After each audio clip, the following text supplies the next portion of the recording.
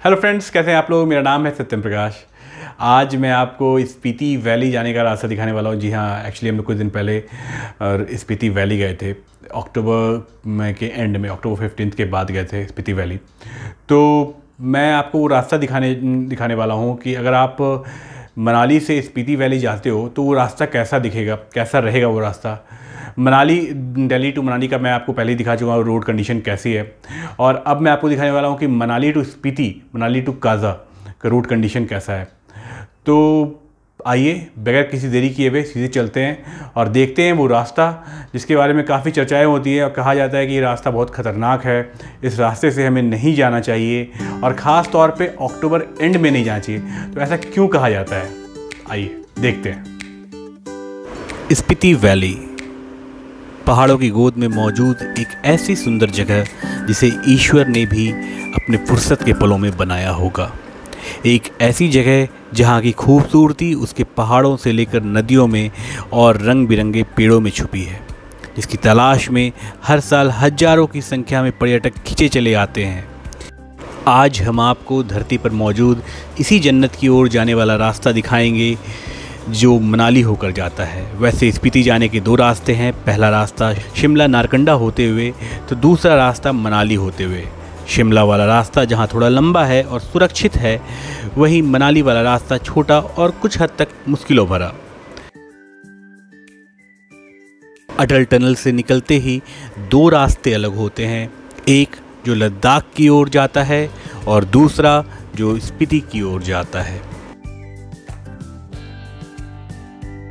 मैं अगर अपनी बात करूं तो मनाली से मेरा ये सफ़र सुबह लगभग 6:30 बजे शुरू हुआ था, जबकि अटल टनल मैं करीब सुबह के 8:30 बजे पहुंचा था।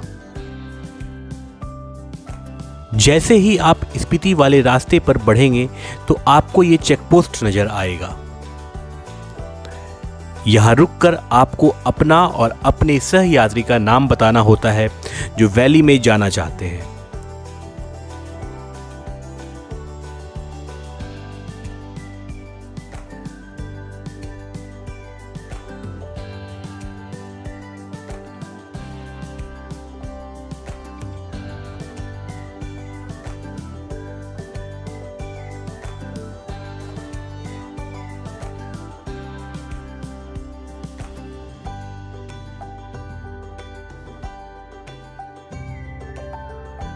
बीते चेक पोस्ट से थोड़ी ही दूर एक रास्ता अलग होता है। जिस पुलिस वाले ने मेरी गाड़ी रोकी, यहीं से एक रास्ता नीचे को जाता है।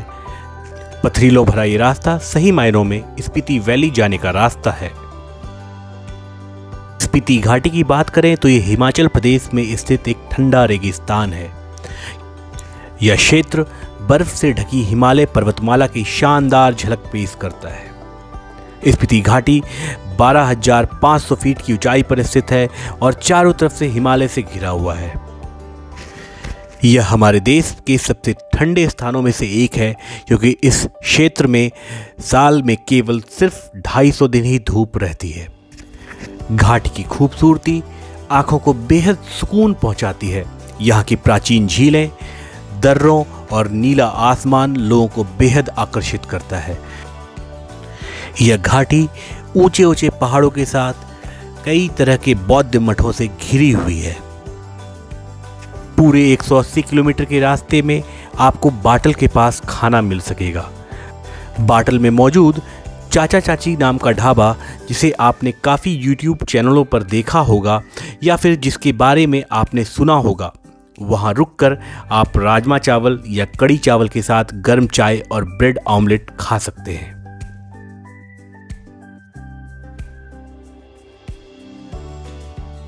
हम अब बाटल पहुंच चुके हैं। यहाँ से कुछ ही किलोमीटर दूर वो ढाबा है जहाँ पर आप खाना खा सकते हैं। चाचा चाची के ढाबे के बगल में कुछ और भी ढाबे हैं, वहाँ पे भी आप खाना खा सकते हैं। ऐसा नहीं है कि यहाँ का खाना बहुत स्वादिष्ट है, मगर इतनी ऊंचाई पर जहाँ कुछ भी नहीं हो, वहाँ आपको ये खाना भी बेहद स्वादिष्ट महसूस होगा। आप अगर यहाँ पहुँचते हैं तो आपको गाड़ी अपनी कुछ इसी तरीके से लगानी होगी।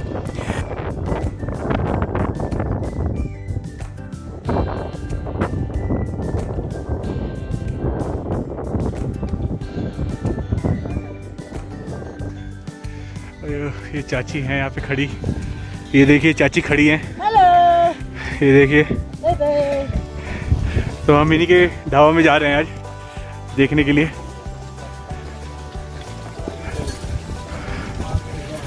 तो भीड़ देखा जाए तो ये देखिए,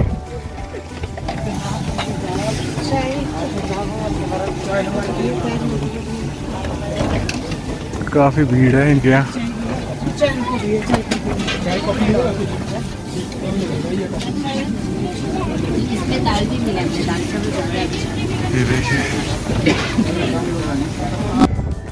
जिस दूसरे ढाबे की मैंने बात की थी वो यही है, जो बिल्कुल चाचा चाची के ढाबे के एकदम करीब में है। यहाँ पर भी आप इसी तरीके के कुछ अरेंजमेंट है जहाँ पे आप बैठ के खाना खा सकते हैं, चाय पी सकते हैं, ब्रेड ऑमलेट खा सकते हैं। खैर, हम वापस चाचा चाची के ढाबे में आ गए। यहीं पर हम लोगों ने बैठकर अपना दोपहर का खाना खाया और फिर कुछ मिनट आराम करने के बाद हम निकल लिए अपने रास्ते, अपने मंजिल की ओर।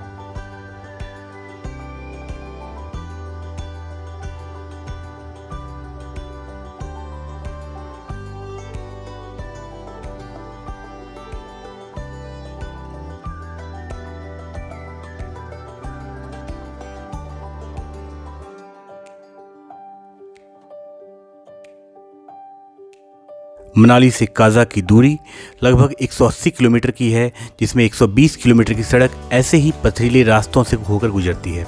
अगर आप इस रास्ते से जाने का विचार कर रहे हैं तो मैं आपसे यही कहूँगा, जितना हो सके सुबह जल्दी निकलें। इस पूरे रास्ते पर आपको कहीं भी मोबाइल का सिग्नल नहीं मिलने वाला, इसलिए बेहतर होगा कि आप अपने घरों में पहले ही जानकारी दे दें। स्पीति जाने के लिए आपको कुछ बातों का ध्यान रखना बेहद ज़रूरी है। पहली बात कि अगर आपने मनाली से काजा का ये रास्ता चुना है तो ऐसी गाड़ी का चुनाव करें जिसकी ग्राउंड क्लियरेंस अधिक हो, बेहतर होगा कि वो SUV हो। दूसरा, आपके गाड़ी में पेट्रोल भरा हो, क्योंकि 180 किलोमीटर के इस रास्ते में आपको कहीं भी पेट्रोल पंप नहीं मिलने वाला जब तक कि आप काजा नहीं पहुंच जाते।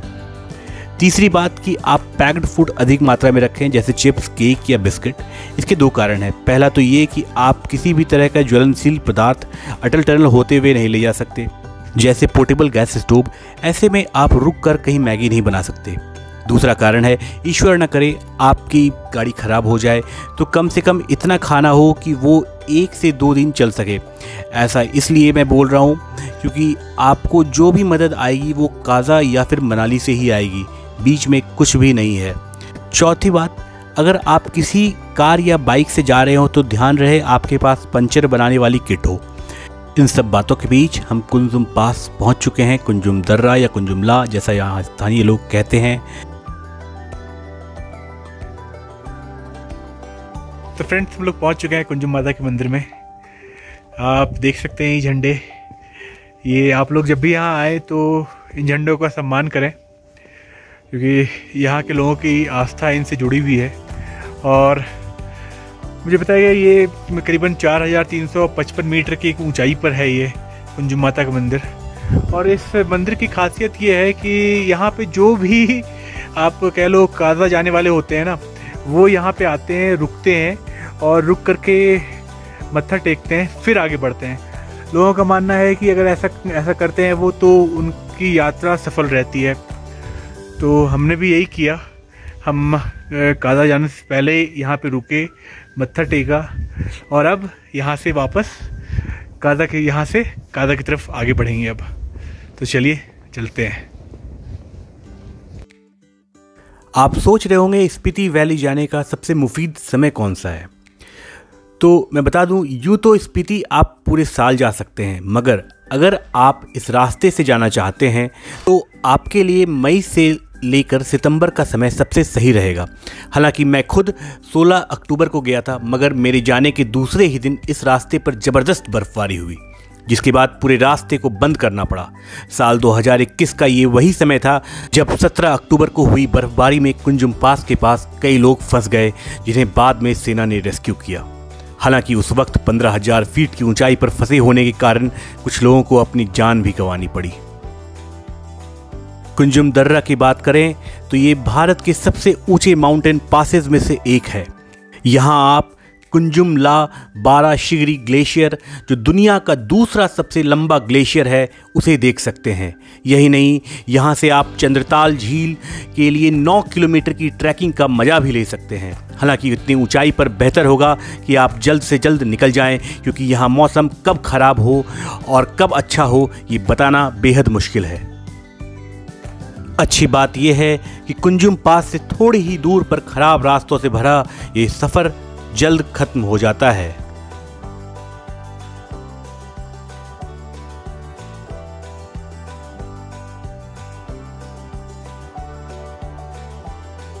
लगभग 8 घंटे बाद आखिरकार हम लोग उस जगह पहुंच चुके हैं जहां से अच्छे सड़क की शुरुआत होने वाली है।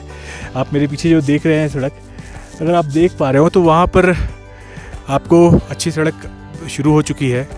लगभग यहाँ से कह लो आप 300-400 मीटर होगा और दूरी बचा हुआ होगा। लेकिन खैर, जो आपने सड़क देखा 120 किलोमीटर हम लोगों ने जिस ख़राब सड़क से हम लोग यहाँ तक पहुँचे हैं और प्लस 8 घंटे का सफ़र हुआ है। तो मैं यही आप लोगों को कहूँगा कि आप अपनी गाड़ी से ना आएँ, आप हायर करके आएँ कोई गाड़ी को, क्योंकि आपकी गाड़ी काफ़ी कुछ यहाँ पे झेलना पड़ेगा आपको इस ख़राब सड़क पे। तो आगे का सफ़र कैसा रहता है वो देखते हैं।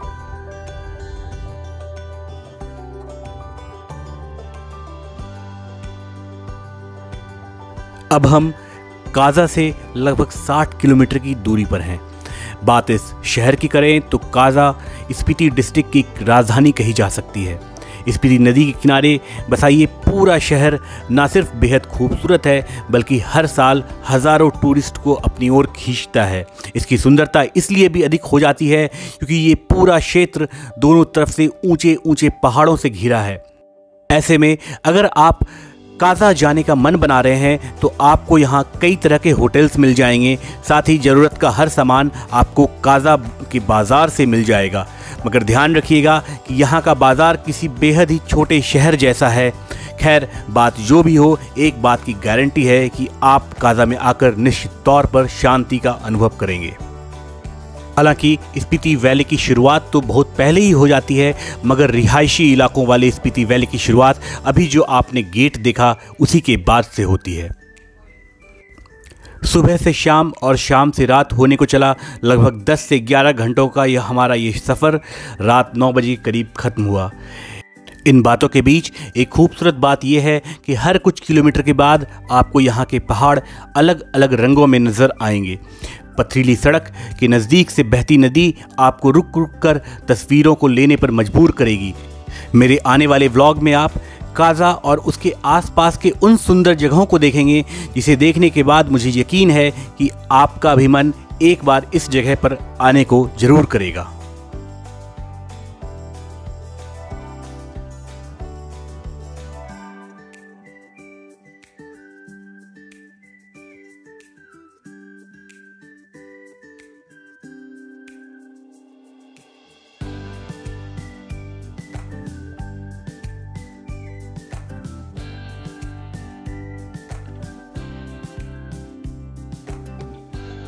तो आपको कैसा लगा मेरा ये ब्लॉग? अगर अच्छा लगा हो तो प्लीज़ लाइक कीजिएगा, शेयर कीजिएगा और सब्सक्राइब कीजिएगा। तब तक के लिए बाय बाय।